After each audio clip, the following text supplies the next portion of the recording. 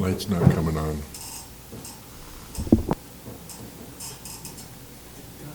Is it red? Nope. Oh, battery's dead. If it's red, if it ain't red, your battery's dead. Yeah, okay. Well, we'll just do it without it. You could pull that microphone for it. Okay. Habla. All right. In this moment, all glory is given to God, as usual. Doesn't be good if you don't speak in it. Well, I'm right by it. In this moment.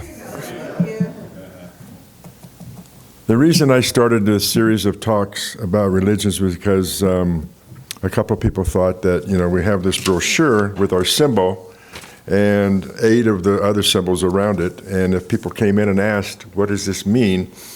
It'd be pretty embarrassing if we didn't know an answer to it. So that's why I've been doing it. And it happened this Tuesday. I had some clients coming in that I work with on Tuesday, and I was with one when another one came in. I told him just to sit down and it'd be okay. So after I got through with the one I was working with, it was his turn, and he came into the office and he said, pardon me, but I got to ask you, I've been a long life Presbyterian, and I want to know, what are all those symbols you have? And I wanted to make sure he was asking about the right one. And I said, what are you talking about? So we came and looked, and he saw the brochure. He said, the brochure, these things. And I said, well, those are religions, those are symbols of the major religions. And he understood Christian and Jewish, but he didn't know the rest of them. He'd never seen anything like that. And so I explained to him who the other ones were. And when I got to Islam, and he said, you have a symbol of a religion that hates other people?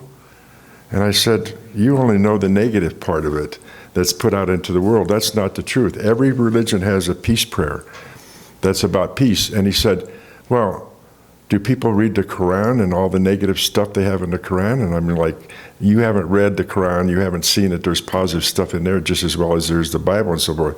So it was an interesting conversation, and he started to open up a little bit. And I explained some more to him. And then I brought this out and showed him this. And he's like, wow. So there are, and I said there's peace prayers for every one of them. We acknowledge the oneness of everything. And he says, well, that's quite interesting. I'm not sure I'm quite there yet. But I said, that's okay. But that's exactly why we're doing this. And I'm going to be putting a 3-ring binder together, so I'll have it back there because I didn't have the peace prayers with me in memory to share with him. But that was like a great example of why we're doing this.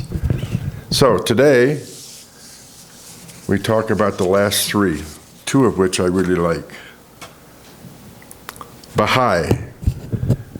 The Bahai faith was founded secondly in Persia or Iran by a person named Mirza al-Nuri, who lived from 1817 to 1892, and he was known as Baha'u'llah, which means the glory of God. The word Bahai is derived from Bahi, which means glory or splendor, and it means the followers of Baha'u'llah. The Bahai faith, though, had its first beginning much earlier in 1844 in Persia, when a young merchant named Sarid Allah Muhammad, also known as the Bab, which means gate of God, proclaimed himself as the promised one of Islam. And he said that the mission of his dispensation was to alert people that another prophet would soon come to unite the world and bring universal peace to all. He was executed in 1950 at the age of 31, and over 20,000 followers of the Bab died as martyrs for his cause. After that, in 1863, Baha'u'llah announced that he was the messenger that was foretold by the Bab, sent by God to establish a universal faith. Does that remind you of any other religious story? Like what? St. John the Baptist foretelling Jesus coming? So the Baha'u'llah also endured a series of exiles and imprisonments and finally banished to the prison city of Acre, Palestine. He died in 1892 while he was under house arrest. The writings of Baha'u'llah include 100 volumes of Arabic and Persian in many literary styles. Contrary to the other religions, there are no formal sects within Baha'i. There's just the group. The central principles of this faith are oneness with God, oneness of religion, and oneness of mankind. Doesn't that sound good? Baha'is believe that humanity is one family created by God, which is what we believe as well. The purpose of human life is to know and worship God and to carry forth an ever-advancing civilization. The Baha'is strive to bring about the unity of mankind, world peace, and world order. The path of attainment includes the fostering of good character and the development of spiritual qualities such as honesty, trustworthiness, compassion, and justice. Secondly, prayer, meditation, and work done in the spirit of service to humanity are important disciplines to them. They are obligated to practice chastity and monogamy. Marriage requires the consent of both parties and the parents as well. Use of alcohol and drugs is prohibited, except by doctor. The eradication of race, creed, class, nationality, and sex is the primary motto of the faith. The beliefs include that God sent the prophets and the key figures of the world religions to further the oncoming advancement of civilizations, which is, if you look at that chart, it's the same thing. All the key figures were sent by God. This means to them that all the world's great religions are successive stages in God's revelation. Good thoughts, right? They believe in the equality of men and women, and all humans have a common origin. Hence, all people deserve to be treated equally. Bahai's purpose is to foster love, unity, and peace. Sounds good. They believe the sacred writings of all the world religions teach the same spiritual truth, which is true because they all come from God. Hence, it encourages interreligious dialogue and marriage across racial, ethnic, and religious lines. Membership represents every culture and ethnic group, promoting unity. Their principles include the essential harmony of science, religion, and independent investigation of truth. They believe the number 9 has special significance because it's the highest single digit, which represents completeness. And they have faith in the covenant made by Baha'u'llah that a promised one will appear after 1,000 years. Same as with the Christians, still waiting for the promised one to come again. So the symbol, 3 horizontal lines represent God, his messengers, and humanity. The vertical line represents the message linking all 3, and the 2 stars represent God's twin messengers, the Bab and Baha'u'llah. Can everybody see that? What's the circles represent? I don't have that. It's just something they put at the end of the lines, from what I understand. But I could check that out more. Okay, the peace prayer says this: be a breath of life unto the body of humankind, a dew upon the human heart, and a fruit upon the tree of humility. Nice prayer. I love that faith. And we have Bahai faith here in Farmington, and also we had one in Pagosa Springs, and they came and spoke when I was gone a couple of years ago. I don't know if you guys were here to hear that, but I love what they have to teach. So the second one is the Sikh. It was founded by 500 years ago in India by a person named Guru Nanak, who sought reconciliation of the Hindu and Muslim faiths into a middle path that embraces both. So that's great to know what he was working with. The main scripture is revealed as the living guru of the faith. The main sect, contrary to the last one that I said, has none. They have 3. The main one is called Khalsa, and there are a lot of people whose name is Khalsa to represent that sect. The other ones are Ramralas, the Mahadras, and the Nirakansa. So there's 4 of them. The population of the Sikh community is about 19 million, and the majority live in India, though there are small communities throughout the world in the U.S., including one in Espanola in New Mexico, north of Santa Fe. And when I lived in Albuquerque, I met a lot of the people that were in that sect in Espanola. The goal lies in salvation, which is a union with God, and release into God's love, described as that as a lover with the beloved, and resulting in self-transcendence, egolessness, and enduring bliss. It is the fulfillment of individuality in which man is freed of all limitations, becomes coextensive, cooperative, and co-parent with God. Man is not God, but fulfilled in mystical consciousness with him. So their path of attainment is to lead humans to the goal of moksha. Sikhism follows a path of japa and hymns. I'm not sure what japa is, I haven't found out yet, but they sing a lot of hymns. Through the chanting of the holy names, the soul is cleansed of its impurity, the ego is conquered, and the wandering mind is stilled. That's why we chant and why we tone. This leads to a superconscious stillness, and from here the soul enters the divine light and attains a state of divine bliss. Once this higher goal is attained, the devotee must devote their times and their awareness to the good of others. The highest goal can be realized only by God's grace, and it is attained exclusively by following their leader that started it, Satguru, and by repeating the holy names of the Lord, the scripture, and the sole repository of spiritual authority. For Sikhs, there is no deity worship of God, no symbol of divinity. It's just the group. The word Sikhism is derived from Shikha, meaning disciple. So it began as a peaceful religion and patiently bore much prosecution from the Muslims. But with Guru Singh, self-preservation forced a strong military aimed at protecting the faith and the way of life against a strong opposition. Sikhism stresses the brotherhood of all men, rejection of caste differences, opposition to the worship of all idols, the importance of devotion, intense faith in Guru, and the repetition of God's name as a means of salvation. Sikhs are readily identified by their turbans because they take a vow not to cut their hair, as well as not to smoke or drink alcoholic beverages. The ideal Sikh man is a saint warrior whose noble mission in life is to serve one's family, then to serve mankind, and finally serve God. Their beliefs are that God is the sovereign one, the omnipotent, immortal, and personal creator. His name is truth. Secondly, man grows spiritually by living truthfully, serving selflessly, and by repetition of the holy name. Salvation lies in the understanding of the divine truth, in salvation, faith, love, purity, and division. To know God, the Guru is essential as a guide who's absorbed in love and able to awaken the soul to its true nature. They think that the world is Maya, which means a vain and transitory illusion. Only God is true, as all else passes away.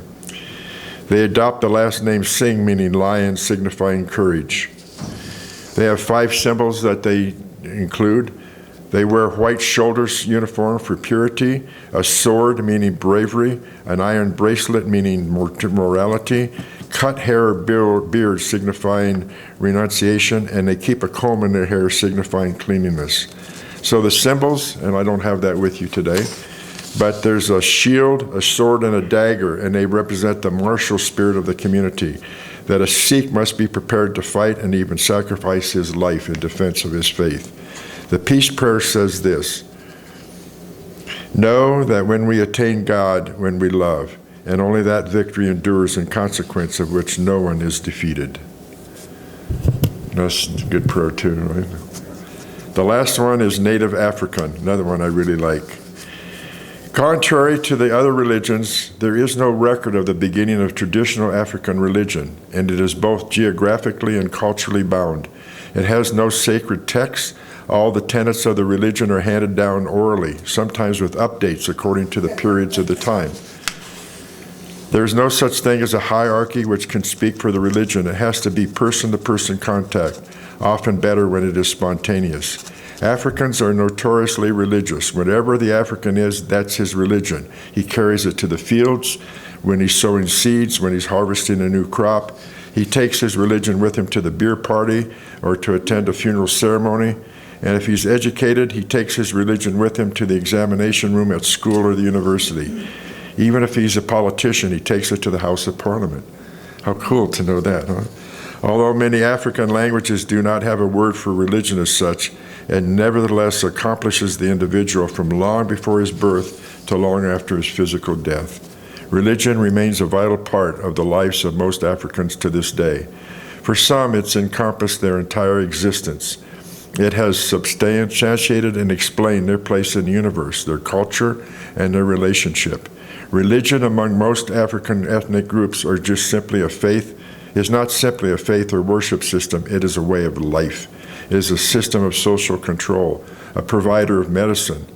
Right from the womb, through birth, infancy, puberty, initiation, marriage, and funeral, many African societies have religious rituals for each phase of their life. Each day begins with prayers, offering of kola nut, and pouring of libation.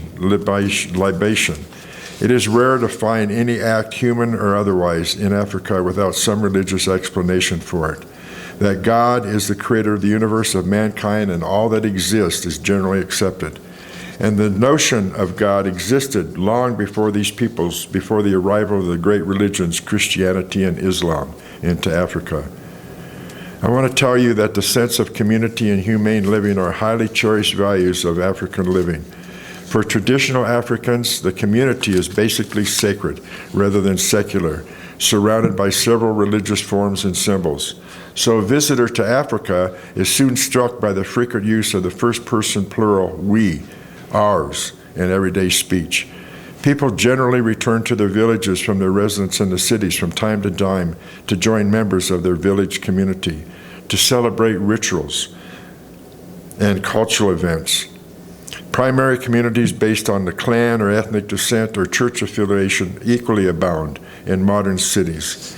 In traditional Africa, the individual does not and he cannot exist alone except corporately. He owes existence to other people, including those of past generations. Whatever happens to the individual happens to the whole group, and whatever happens to the whole group happens to the individual. So the individual can only say, I am, because we are. And since we are, therefore I am. Isn't that great? This is a cardinal point in the understanding of the African view of man.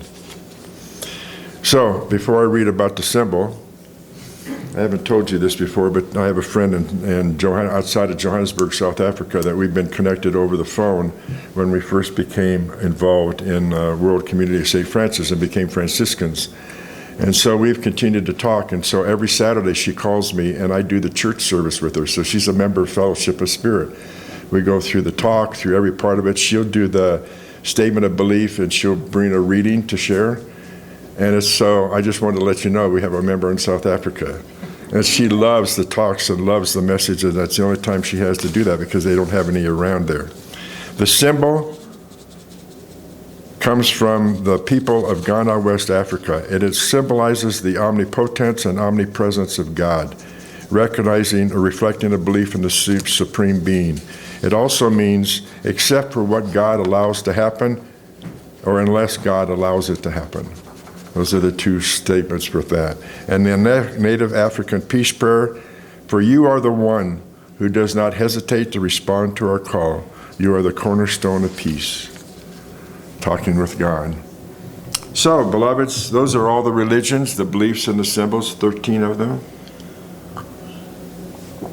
As we connect more to our spiritual beliefs, our connection to the one and the all, we can state that the true progress of humans on earth is the progress of their vision to realize the cosmic greatness of Hinduism, the joy and truth of Buddha, the moral issues of Zoroaster, the spiritual victor of Jainism, the one God of Israel, the moral and spiritual uprightness of Shintoism, the omnipresence of God of Native African, the circle of life of Native American, the glory of God of Islam, the unity of mankind and the world peace of Bahai, the harmony of the Sikh, the redeeming radiance of Christianity, the wisdom of Confucius, and the simple love of the Tao.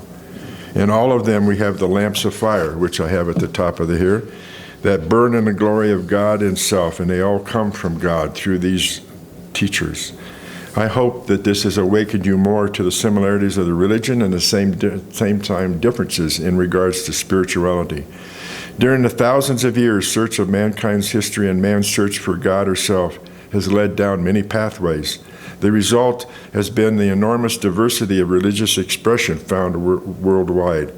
The prophets of all religion have realized the same whole reality and truth. It's only their language that differs. All persons preach reverence for truth, honesty, dignity, freedom, and human brotherhood. And yet, when we look at the history of the world, it appears that much blood has been shed in the name of God and religion. That is why it's been so good to learn about all the religions, for we have healing around institutional religions. We have forgiveness ceremonies, and we go through all the forms and the teachings to understand each religion and that serve us to forgive. Jesus said, "Forgive me your illusions of me." We will continue learning about these religious symbols and forms next week as we divide the congregation into Eastern and Western religions, and we'll look at the comparisons. And then later we'll go through more understandings of symbols and quotes from each religion and make sure you understand what they are so somebody can ask and you'll know. Okay? Namaste.